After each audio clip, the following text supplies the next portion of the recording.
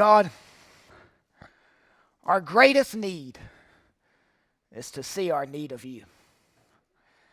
Help us to feel the need of your continued saviorhood and cry with Job, I am vile. With Peter, I perish.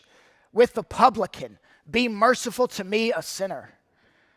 What we need in this hour is beyond what a mere man can supply. Would you please be gracious to us and make the book live among us? There is in this auditorium a spiritual battle going on for the attention, the minds, and the hearts of those listening. There's more going on here than meets the eye. So we need unseen help, spiritual aid for a spiritual battle. God, we stand in awe of your otherness, your holiness. We confess our sinfulness, our transgressions. We come to thee for forgiveness, for cleansing, for removal. We have great sins, but we have a greater Savior. We plead the blood. This is our corporate plea. And all God's people said, your life is a series of scenes narrated by God. The other night, my wife and I were trying to encapsulate each other's lives into 3 scenes. If you could summarize your life into 3 scenes, what would they be? Here's what I came up with for her. A swole baby, a social butterfly, a sacrificial beauty. Scene 1, a swole baby. My wife had leukemia when she was a child. So while she was taking chemo, they were also giving her steroids. So she was swole. Her mother said she wanted to eat meat all the time. More meat, more meat. Scene 1, a swole baby. Scene 2, a social butterfly. This describes my wife's high school years and her college years. When I met her, she would just fly around and happily speak to everyone. Scene 3, a sacrificial beauty. That's been the scene in our marriage and in her mothering. Now, if I were in the director's chair and narrating her scenes, I would not have chosen to shoot scene 1, a cancerous child, not knowing if she was going to make it. I would have left that out of the movie. But I'm not the narrator. God is. Let God narrate. Now, let me be clear. He's going to narrate whether you like it or not. What I meant by let him narrate is this. These 3 words capture what it means to live with confidence, knowing God is sitting in the director's chair. It's facing the scenes of life while trusting in the hand of God. As we approach 1 Samuel chapter 23 and 24, we find God doing what God does, narrating. He's sitting on the director's throne and narrating David's story. He gives us in our text 5 scenes. Scene 1, a rejected Savior. Scene 2, an encouraging friend. Scene 3, a surprising betrayal. Scene 4, a narrow escape. Scene 5, an oasis reunion. As these scenes began to unfold, David would say, I would not have chosen that scene, but God did. Glory be to God. Let him narrate. Maybe you're here and you're not a Christian, and you're wondering, Kyle, why do I even need this text? Maybe you are a Christian, and you're asking the same question. There are 5 reasons you need today's text. First, it points you to Christ. We're going to see that from the jump. Second, it reveals your need for Christian friends. Friendship in the gospel. Thirdly, it informs you that life is not always happy-clappy. Your life isn't always happy-clappy, so the Bible isn't always happy-clappy. Fourthly, it demonstrates that God is working in the small details, engineering these circumstances. Fifthly, it reinforces to you that God doesn't need you to try cases for him. He doesn't need you to be judge, jury, and executioner. Each scene gives us a reason why we need the text. Let's begin with scene 1, a rejected Savior. 1 Samuel 23, verse 1, the Word of God says, "Now they told David, 'Behold, the Philistines are fighting against Keilah and are robbing the threshing floors.'" Let's pause here. David is on the run from Saul. He's been on the run for quite a while. Saul became like a father to David shortly after David defeated Goliath. But Saul soonly grew insanely jealous of David. And now he's on the hunt to kill him. He's also killing anyone who helps David. He's just killed 65 priests from Nob along with their wives, children, and family pets. He's putting all of his military strength into capturing, torturing, and eventually destroying David. Well, this left Israel vulnerable. When you concentrate all your efforts over here, it leaves an opening over there. And over there was Keilah. Keilah was a city located in an agriculturally productive area. The Philistines mounted an attack on this Israelite city and were robbing the threshing floor. Israel, after months of planting, tending, harvesting, would lay their crops on the threshing floor, which was a large, flat, circular, open space of exposed bedrock or hardened clay. They would separate the husk from the grain by beating the husk with sticks. Then they would take long pitchforks and toss the barley up into the air. That's why the threshing floor was on the side of the hill, open to the winds on every side. This was done in the evening when the sea breezes blew the strongest. The wind took away the chaff, and the good stuff fell to the floor. Now, all of that work had been done. It's now bagged and ready to distribute to buyers or turned into much-needed food for the city.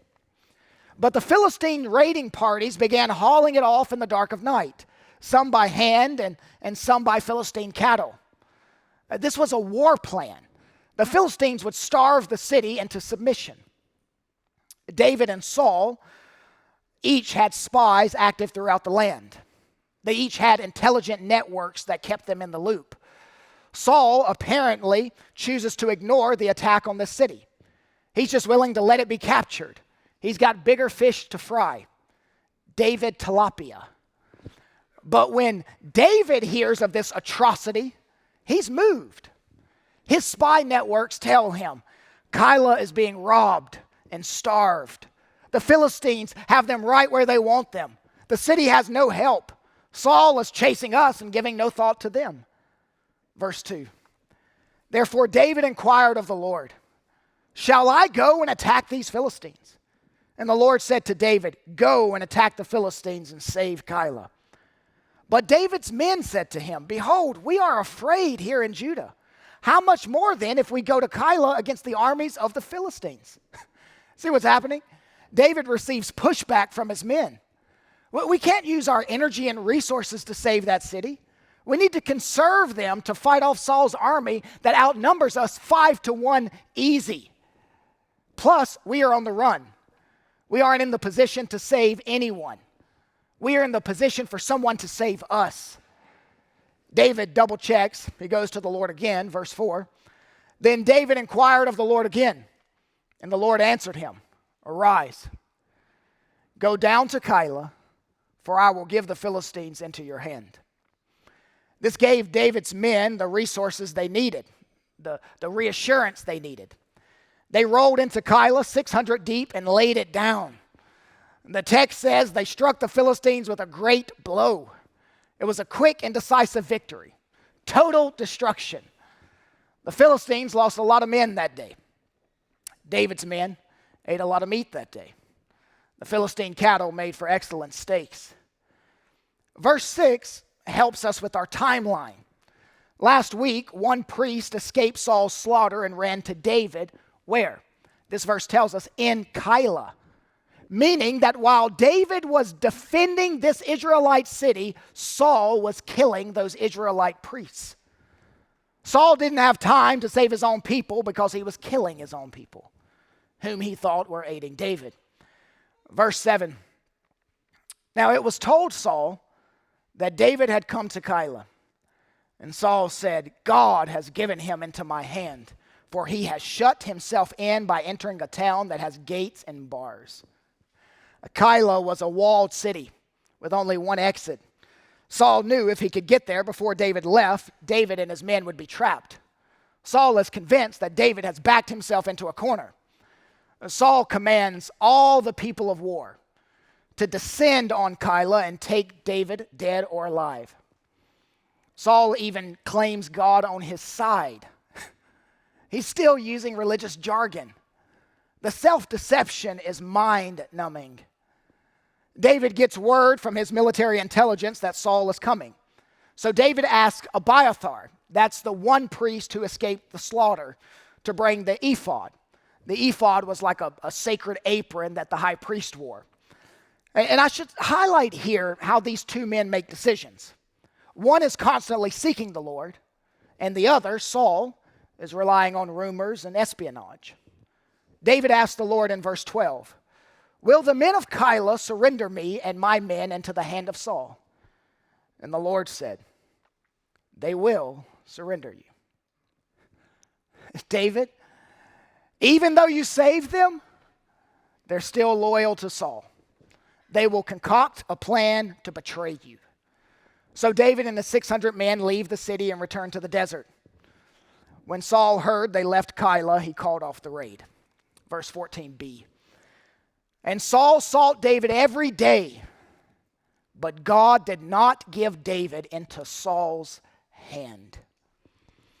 David continued to live in desert hideouts, moving from place to place, all very rough terrain. But let's take a step back. What did David do for Keilah? Well, he did the work of a king. He protected them.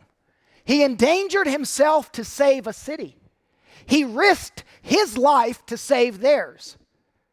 God is casting David into the role of savior. David is Keilah's savior, but he becomes a rejected savior. The citizens betray him. Now, why did they betray their savior? Maybe they didn't want to harbor a fugitive. Maybe they thought Saul would massacre them like he did the city of Nob. We don't know. But we do know this is a city of Judas Iscariots, a community of traitors. You see a person's true colors when you are no longer beneficial to their life. This rejected Savior is an echo of a coming rejected Savior.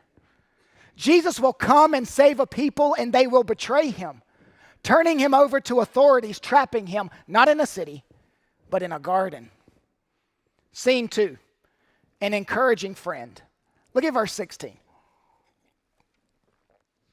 And Jonathan, Saul's son, rose and went to David at Horesh and strengthened his hand in God. Now, David is in a bad place. He's isolated. He's on the run. He's facing betrayal everywhere he looks. We know from the Psalms that David wrote during this time that he battled deep depression, deep loneliness, deep emotional distress. He's uncertain. He's discouraged. Then suddenly he sees the sun peek over the dreary mountains. Saul's son, Jonathan. He hasn't seen him in months, possibly a year or years. What a sight for sore eyes. What a needed relief. There are resources God gives his people in difficult days. One of them is friendship. How did Jonathan find David, but his father Saul couldn't? Well, God knows how to get his resources to his children in their time of need. And he always delivers just in time. What does Jonathan do for David? Well, the text tells us he strengthened his hand in God. The word hand is used over and over in these 2 chapters, 22 times. God wouldn't deliver David into Saul's hand. Here, Jonathan strengthens David's hand. It is normal to walk with God and have weak hands. That doesn't mean something is wrong with you. That means you're normal. You're human. Notice what Jonathan does. This is what gospel friendships do. He puts David's hand into God's hand. Now, how does he do this? Verse 17. And Jonathan said to David, do not fear, for the hand of Saul my father shall not find you. You shall be king over Israel, and I shall be next to you. Saul my father also knows this. How did Jonathan put David's hand into God's hand? By reminding him of the promises of God. The Lord promised that you will be king. Don't give up now. Don't lose hope now. Keep pressing, keep pursuing. You're almost to the throne. You're almost home. Jonathan is speaking God's word to him. That's biblical encouragement. David, you have plenty of reasons to fear, but here's one reason why you shouldn't fear. God promised he would make you king. My earthly father reneges a lot, but my heavenly Father does not. Saul is not going to find you. He will not kill you. There's a certain optimism about the future when Jonathan speaks. A certain outlook, a certain worldview that strengthens David's hand. Have you ever wondered how you can encourage a struggling friend? You do this. Speak God's word to them. Speak God's promises to them. Have an outlook on life's sad scenes that put them into proper perspective. This is what Christians do for one another. They strengthen one another. And this is why you need to be a part of a cluster of Christians, part of a local church. The strongest among us needs comrades to come alongside and strengthen our hands. Some of you have done this for me and my wife. Come alongside us and say something that is so theologically informed, it puts everything into proper perspective. Oh, how we need gospel-saturated, word-centered friendships. May each of us have a scene in our life entitled An Encouraging Friend. We will never know how close David was to giving up, but we know God sent reinforcements just in time. Verse 18, and the two of them made a covenant before the Lord. David remained at Horesh, and Jonathan went home. This is the last time these two will ever see each other. What was their last conversation centered around? The promises of God.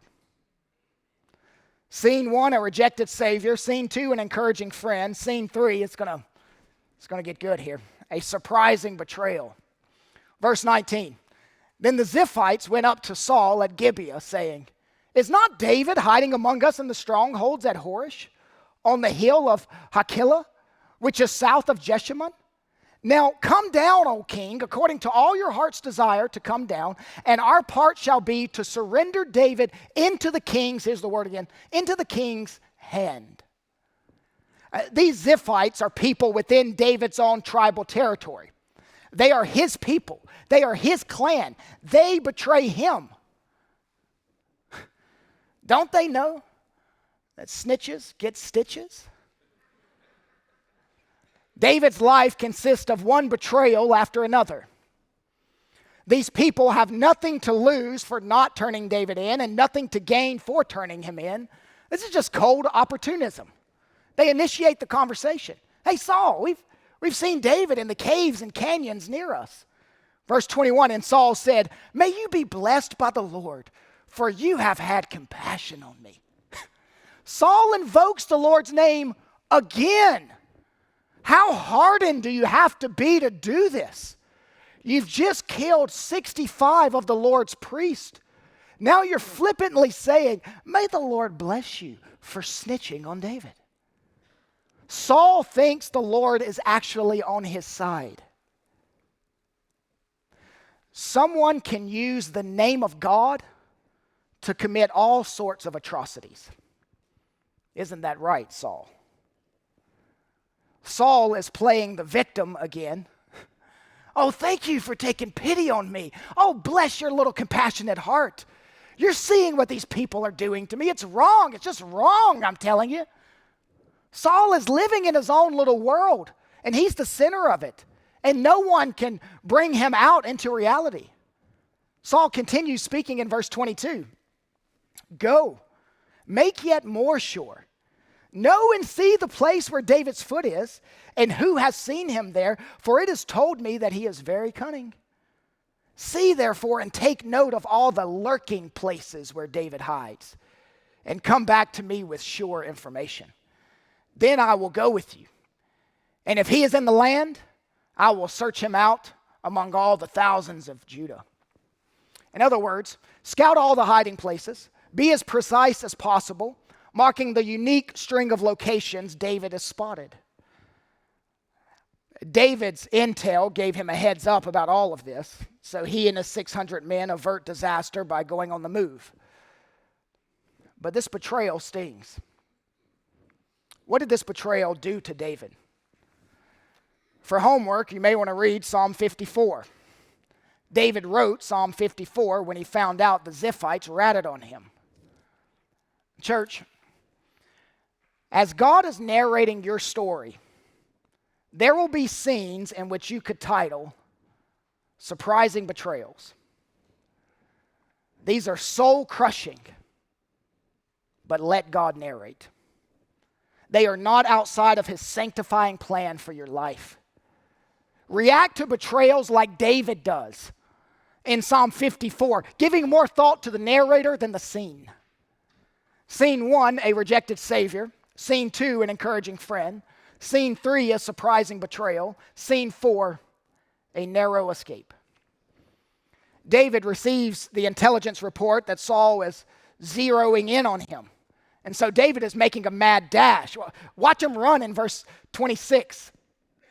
Saul went on one side of the mountain, and David and his men on the other side of the mountain. And David was hurrying to get away from Saul. And Saul and his men were closing in on David and his men to capture them. There's such tension in this verse. David is in full retreat, running with Saul and his men closing in. Sympathetic readers close their eyes at this point and refuse to watch the capture and humiliation of David. They must turn away. You've seen children do this when they watch certain shows. They have to turn away.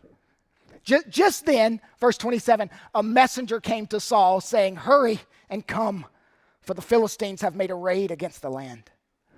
The Philistines evidently are raiding part of Saul's sovereign territory. Not just some small city like Kylo, but a larger area. And taking a step back, how crazy is it to use government resources for your own little agendas when you're in the middle of a war with the Philistines? Verse 28. So Saul returned from pursuing after David and went against the Philistines. Therefore, that place was called the Rock of Escape. That's how the place got its name. They named it Rock of Escape to remember when David and his 600 men narrowly escaped. Ralph Dale Davis said, in all the topography and geography, David escapes Saul, but never escapes the shelter of the Most High. David is coming to realize that God has engineered his circumstances. The hurts, the betrayals, the narrow escapes. Dear brothers and sisters, events aren't falling randomly in your life. God's the narrator directing these scenes to make you more dependent on him and more confident in his hand to deliver. Scene 1, a rejected Savior. Scene 2, an encouraging friend. Scene 3, a surprising betrayal. Scene 4, a narrow escape. Scene 5, an oasis reunion. 1 Samuel chapter 24, verse 1. When David returned from following the Philistines, he was told, "Behold, David is in the wilderness." Significant word. David is in the wilderness of En-Gedi. Saul was apparently victorious over whatever Philistine threat appeared, so now he's back to headhunting. He receives an intelligence report that tells him David is at En-Gedi. En-Gedi is an oasis in the desert. It has waterfalls, freshwater springs, lush vegetation, countless caves dotting the limestone cliffs. David and his men are hiding out in a cave. Not a small cave, but one where 600 men could camp out. It's a giant cave. You could park a bus in it. It winds around and seems to go on for days at times. From that vantage point, David and his men would be able to see Saul coming from miles away. Now let's leave David and his men in that cave and find Saul and his 3,000 men. Verse 3. And Saul came to the sheepfolds by the way, where there was a cave. And Saul went in to relieve himself. Let's stop here. Saul and his men have made a journey to En-Gedi. It's like walking into an outdoor resort. It was beautiful. They take a rest after having completed their journey. Some men go out looking for food, some go for a swim. It's downtime for everyone, including Saul. It's been a long journey with no pit stops, so Saul tells his men that he's going to the bathroom. There were no outhouses in this day, so he went into a cave. Using the bathroom was the only time Saul would be separated from his men.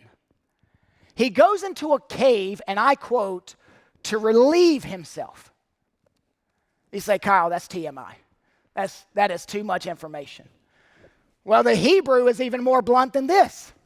The English says to relieve himself, but the Hebrew says he revealed his ankles, meaning he either lifted his robe or disrobed and put it aside.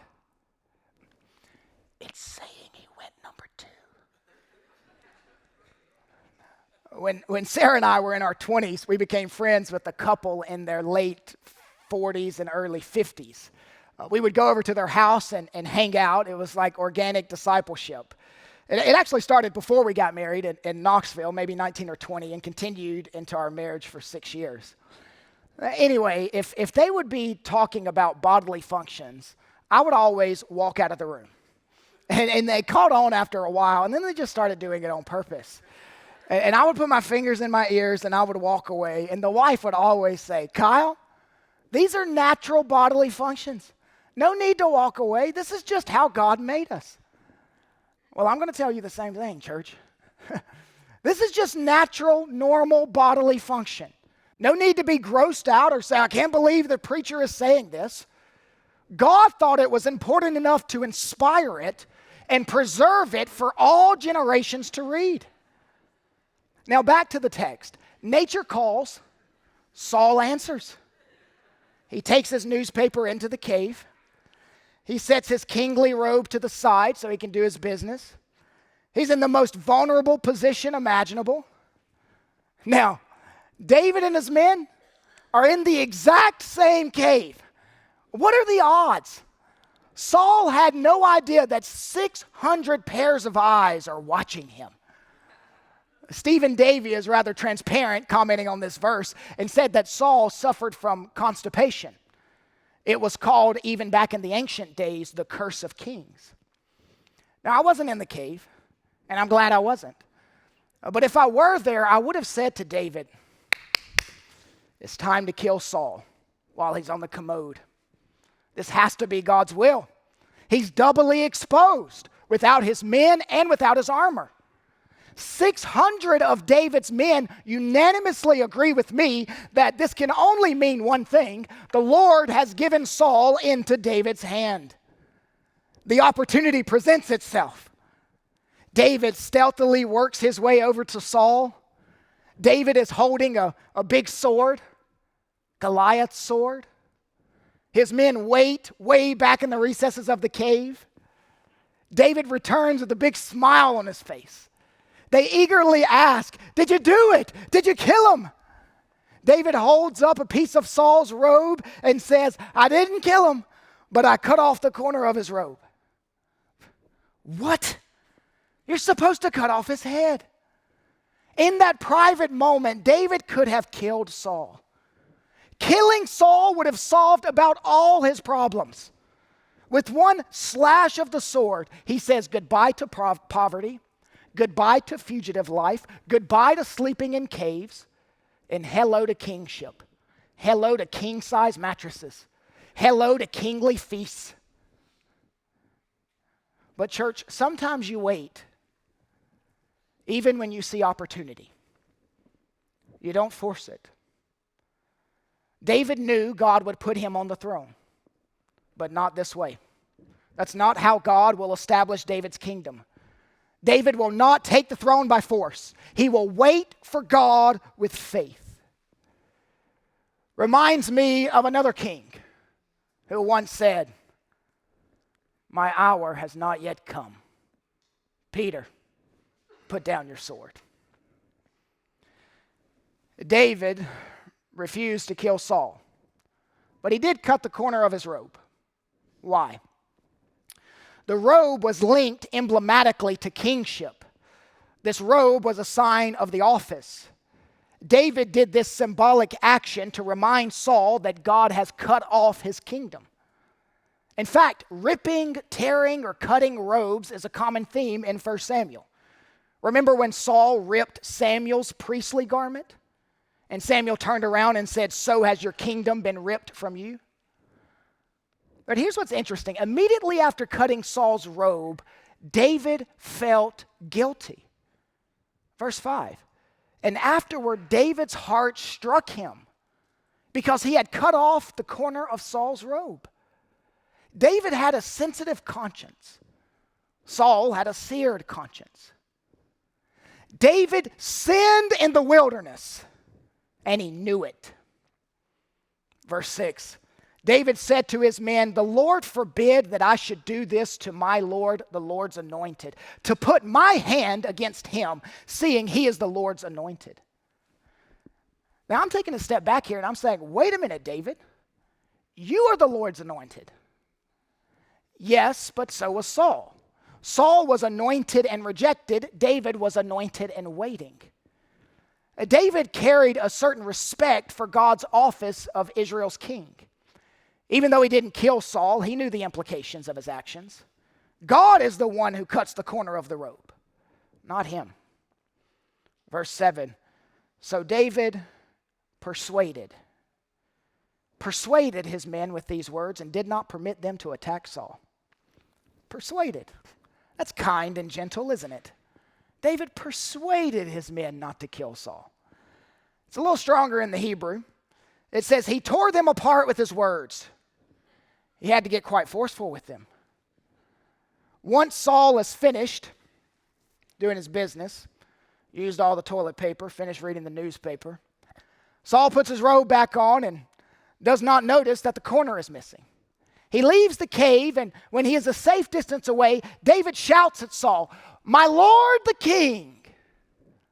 Saul turns around, and in the distance he sees David bowing down with his face on the ground. David is taking a calculated risk. Verse 9, David said to Saul, "Why do you listen to the words of men who say, 'Behold, David seeks your harm'? Behold, this day your eyes have seen how the Lord gave you into my hand, into the hand in the cave, and some told me to kill you, but I spared you. I said, I will not put out my hand against my Lord, for he is the Lord's anointed. See my father? See the corner of the robe in my hand? For by the fact that I cut off the corner of your robe and did not kill you, you may know and see that there is no wrong or treason in my hands. I have not sinned against you, though you hunt my life to take it." David calls Saul father because there was a time when he was like a father to him. I could have cut you, killed you, but I didn't. Look at the evidence. I'm not against you. I'm no rebel. See David pull the corner of the kingly robe out, and it flutters in the hot desert wind.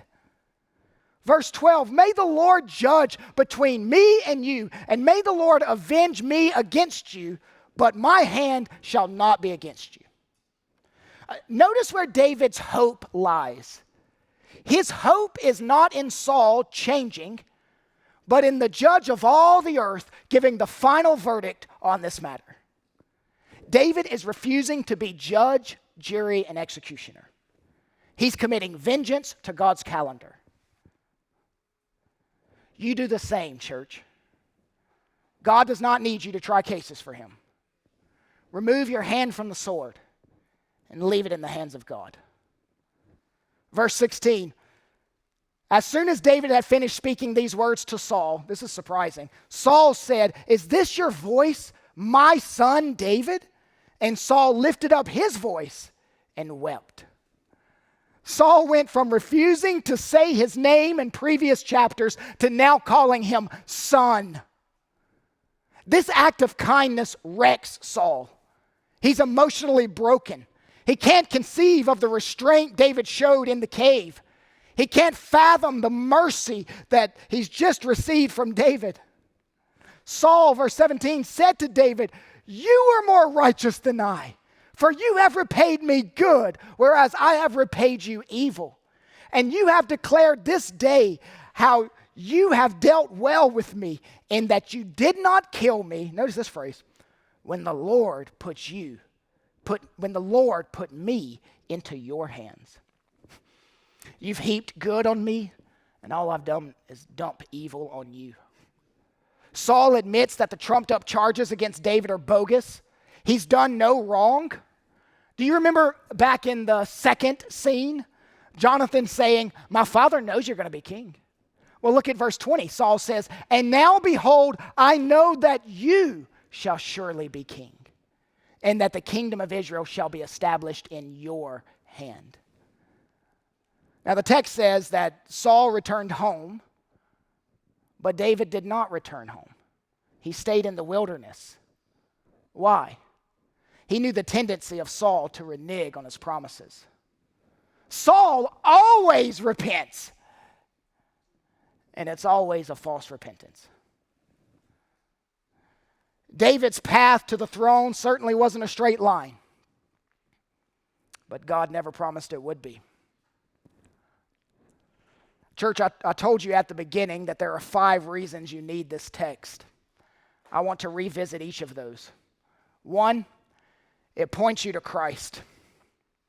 David's time in the wilderness left him with no place to lay his head. It left him as a rejected Savior. Now, most of the time, David passed the test in the wilderness, but not always. He did cut off the corner of the robe. Jesus, like David, was homeless with no place to lay his head. Jesus, like David, spent time in the wilderness, but passed every test. Jesus is the true and better David, the full and final rejected Savior. As God narrates your life and you live each scene, you too will fall short.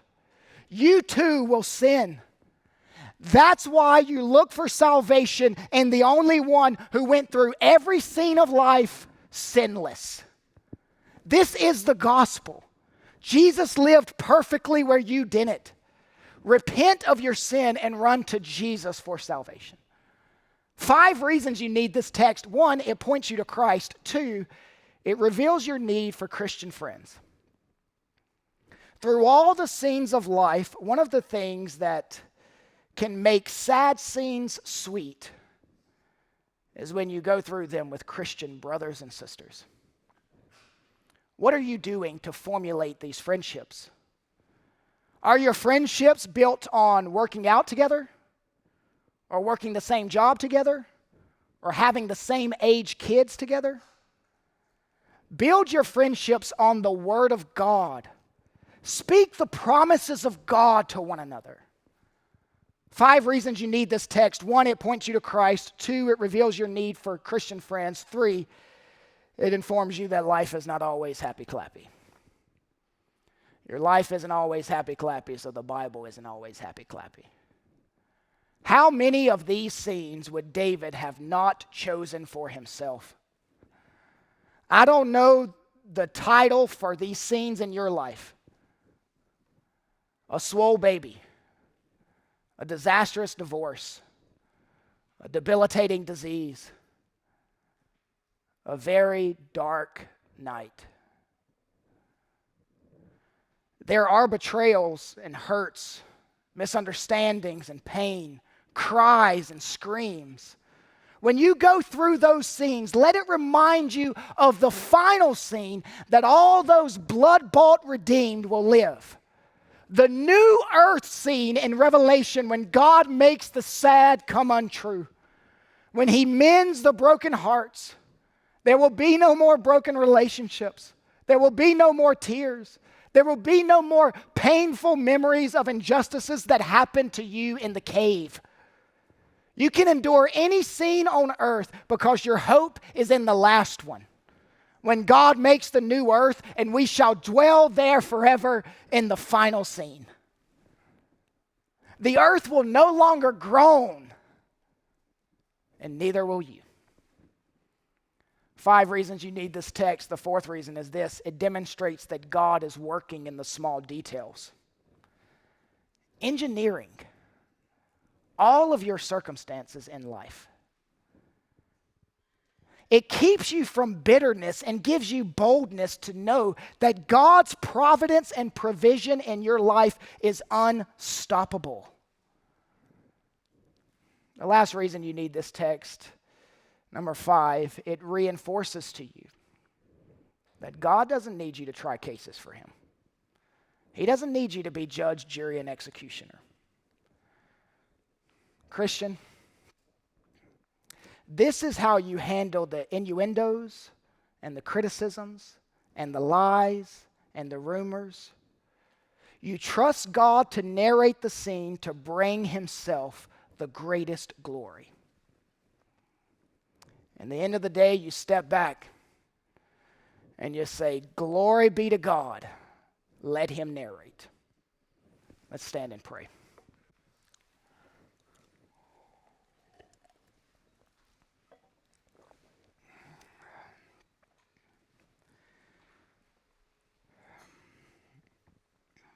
Father, we are not desiring to rush into your presence today.